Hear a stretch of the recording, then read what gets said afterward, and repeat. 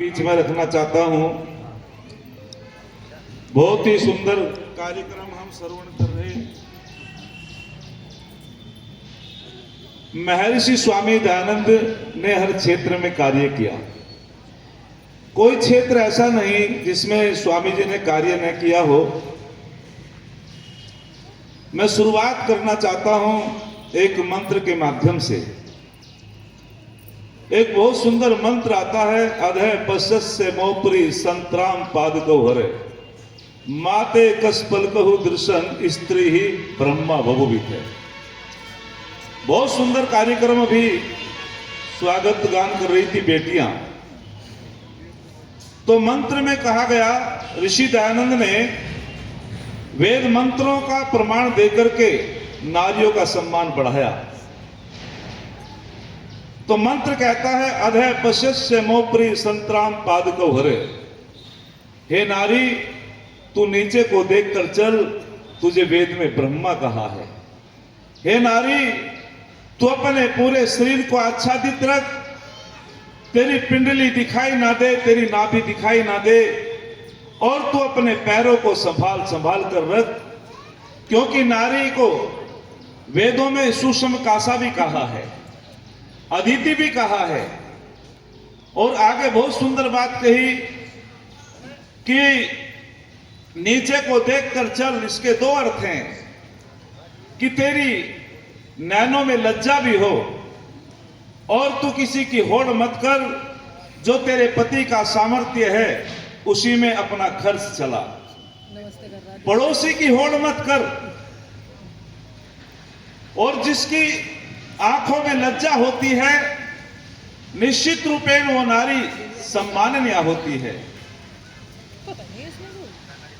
बहुत सुंदर बात कही कि वेदों में तुझको ब्रह्मा का पद दिया कि तू ब्रह्मा है।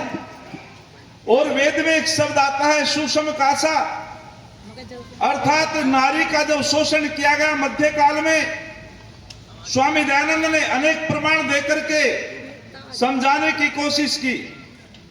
जहां नारियों को कहा जाता था, एक विद्वान के पास नारी गई कि बताओ तुम्हारा क्या चिंतन है नारी के विषय में। तो उस विद्वान ने कहा, नारी तो पैर की जूती होती है। दूसरे विद्वान के पास गई, उसने कहा कि नारी के अंदर तो आत्मा नहीं होती है। तीसरे विद्वान के पास गई, नारी नरकस्य द्वारम, नारी तो नरक का द्वार है। चौथे विद्वान के पास गई, उसने कहा नारी की छाया पड़त अंधा होत भुजंग, उनकी का गति जो नित नारी के संग। इस प्रकार से नारी का अपमान जितने भी मतांतर मजहब के लोग जो धर्मगुरु बने हुए थे, उन सब ने नारी का अपमान किया। ऋषि दयानंद के पास जब वो नारी पहुंचती है तो ऋषि दयानंद कहते हैं कि पैर की जूती नहीं होती नारी, स्त्री ही ब्रह्मा बभुवित है। अरे तो सर की पगड़ी होती है। जिस प्रकार से ब्रह्मा सृष्टि का निर्माण करता है, ठीक उसी प्रकार से नारी समाज का निर्माण करती है। जो सर की पगड़ी होती है, ये पैर की जूती बोलो नहीं होती है। ये प्रमाण स्वामी दयानंद ने दिया। हमारे साहित्य में एक पुस्तक आपने सुनी होगी, अष्टाध्यायी, और उसकी व्याख्या काशिका नाम की पुस्तक में की गई। और एक पौराणिक विद्वान हुए ज्ञानेन्द्र कुमार, उन्होंने जब एक सूत्र का भाष्य किया, सो कह, तो उन्होंने इस भाष्य को गलत तरीके से प्रस्तुत किया। बोले शोक का कारण क्या है, दुख का कारण क्या है। तो ज्ञानेन्द्र कुमार जी ने, जो पौराणिक विद्वान, जो उन्होंने व्याख्या की काशिका नाम पुस्तक में, अवैदिक व्याख्या की, तो उन्होंने कह दिया शोक का कारण कन्या शोका, कि जब कन्या का जन्म होता है उससे शोक होता है, उससे दुख होता है। वारे वाह दयानंद, मेरे दयानंद ने जब उन सूत्रों को पढ़ा और सिद्ध कर दिया ये अवैदिक है, ये जो है कन्या शोक का कारण नहीं। ऋषि दयानंद ने जब उसका अध्ययन किया और अध्ययन करके उस सूत्र का भाष्य किया, तो स्वामी जी ने कहा कन्या तो आंगन की शोभा होती है, कन्या तो एक जो है सरस्वती होती है, लक्ष्मी होती है, वंदनीय होती है, पूजनीय होती है, लेकिन आपने गलत भाष्य किया है, पौराणिक लोगों को कहा। और फिर स्वामी दयानंद कहते हैं कि कन्या शोक का कारण नहीं, जो विद्या को प्राप्त नहीं करता वो शोक का कारण है। और स्वामी जी ने कह दिया था अविद्या शोक का, यदि शोक का कारण है तो अविद्या है, यदि शोक का कारण है तो अंधकार है, अज्ञानता है। ये ऋषि दयानंद ने काम किया। मैं अधिक समय न लेते हुए इतना ही बताना चाहता हूं कि ऋषि दयानंद के बहुत उपकार और नारी जाति के उत्थान के लिए सबसे बड़ा काम स्वामी जी ने किया। और सबसे बड़ा जो काम किया दुनिया के अंदर स्वामी जी ने सबसे अलग हटके किया। अरे सूर्यकांत त्रिपाठी निराला जी ने स्वामी जी का चित्र टांग रखा अपने कक्ष के अंदर और निराला जी से पूछा, आप ऋषि दयानंद में बड़ी श्रद्धा रखते हो, क्या कारण है? तो निराला जी ने बहुत सुंदर उत्तर दिया। बोले, क्या नारी जाति के उत्थान की बात की, पाखंड का खंडन किया, इसलिए श्रद्धा रखते हो? निराला जी ने एक बात कही थी कि ऋषि दयानंद ने इस संसार में आकर के सबसे अलग विशेष काम किया जो और किसी में सामर्थ्य था ही नहीं, वो ऋषि में सामर्थ्य होता है। तो जब निराला जी ने कहा था पाखंड का खंडन तो कोई और भी कर सकता था, लेकिन मेरे दयानंद ने वेदों की प्रतिष्ठा बचाने के लिए अपना जीवन दांव पे लगा दिया था। इसलिए मैं दयानंद का सम्मान करता हूं, इसलिए मैं स्वामी दयानंद का सम्मान करता हूं। मैं अतिक्रमण करने की आदत नहीं है। इसी व्याख्यान तो 1.5 घंटे का था, उदारा रह गया गुरुजी पे, क्योंकि अतिक्रमण करना गलत है और वक्ता भी है। मैं एक छंद कह करके अपनी वाणी को विराम देता हूं।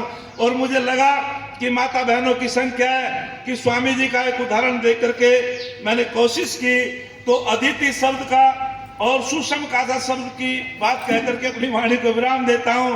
नारी को सुषम कासा कहा। सु माने अच्छी प्रकार, सम माने भली प्रकार से, कासा माने चमकाने वाली। अरे नारी का जीवन एक नदी की भांति होता है गुरुजी। जैसे नदी दो कुलों के बीच में बहती है, ऐसी नारी दो कुलों के बीच में रहती है। कुल मीन्स बेटा, कुल मीन्स दो परिवार। ये कहते हैं बच्चे ठंडा ठंडा नहीं, कुल हिंदी का शब्द है किनारे। जैसे नदी दो किनारों के बीच में मर्यादाओं में रहती है, वो हरियाली का कारण बन जाती है, खुशहाली का कारण बन जाती है। और यदि वो नदी किनारों को तोड़ देती है और मर्यादाओं को तोड़ देती है, वो बहुत बड़े विनाश का कारण बन जाती है। ऐसे ही नारी दो कुलों के बीच में रहती है।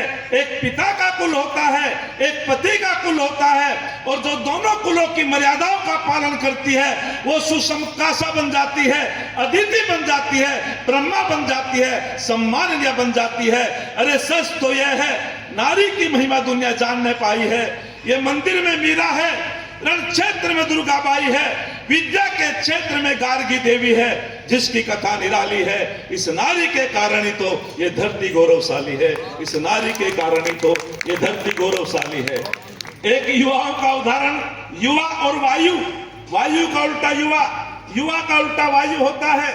अरे जैसे वायु मर्यादाओं में चलती है, वो उन्नति का कारण बन जाती है, सुख देने वाली बन जाती है। जब वायु तूफान बन जाती है, बड़े बड़े पेड़ों को उखाड़ देती है। ऐसे युवा राष्ट्र के अंदर यदि संयम से रहता है, मर्यादाओं का पालन करता है, वेद की आज्ञाओं का पालन करता है, वो राष्ट्र के लिए सुखकारी होता है। यदि संयम तोड़ देता है, मर्यादाओं को तोड़ देता है, वो राष्ट्र के लिए बहुत बड़ी हानि का कारण बन जाता है।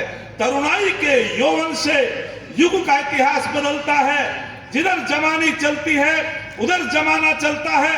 अरे जवानी वह नहीं जो काली जुल्फों पर लुट जाए, जवानी तो वह है जो भारत माँ के चरणों पर लुट जाए। जवानी तो वह है जो भारत माँ के चरणों पर लुट जाए। इति ओम सम। आप लोगों का धन्यवाद, बहुत बहुत धन्यवाद।